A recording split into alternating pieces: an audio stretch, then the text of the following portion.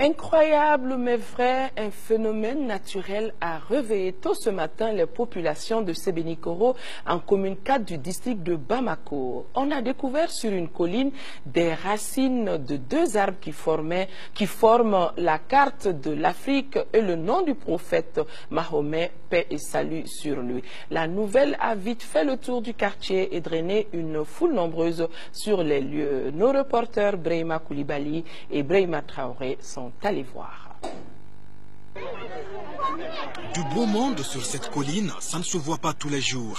C'est un public curieux qui vient de découvrir un phénomène naturel produit par deux arbres. Les racines du premier arbre ont formé la carte de l'Afrique. Celles du second semblent plus impressionnantes. Elles ont dessiné sur leur parcours des signes qui seraient identiques au nom du prophète Mohammed, paix et salut sur lui. Les racines que vous voyez donc sur les montagnes montrent bel et bien donc le nom du prophète Mohammed, paix et salut sur lui. Puisque les zéros que vous voyez, les ronds là, veut dire les mous en arabe. Et après, vous voyez cette flèche là qui monte, qui descend un peu, et en façon zigzag, ça c'est les ha en arabe. Après les ha maintenant, on a une autre encore, donc les zéros encore au milieu, troisième rond, qui est les ma en arabe. Et après les ma encore, on a les deux flèches là, en bas, en dernière position. Ça c'est les dou en arabe. Donc mou, ha, ma, dou. Donc raison pour laquelle les gens ont vu donc cette image, bien sûr, donc on peut dire bel et bien que ces images-là montrent vraiment le nom du prophète Mohammed, paix et salut sur lui.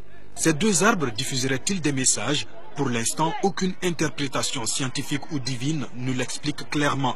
L'imam et le chef de quartier de Sébenikoro, en commune 4 du district de Bamako, se disent également impressionnés par ce qu'ils viennent de voir.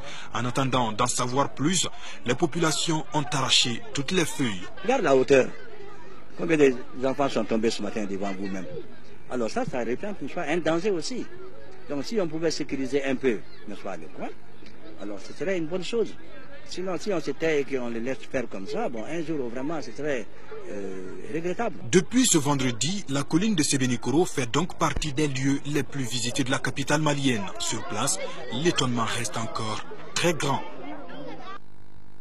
Espérons tout simplement que cette découverte portera bonheur à notre pays, surtout en cette période de crise. Mesdames et messieurs, voilà qui met fin définitivement à ce journal.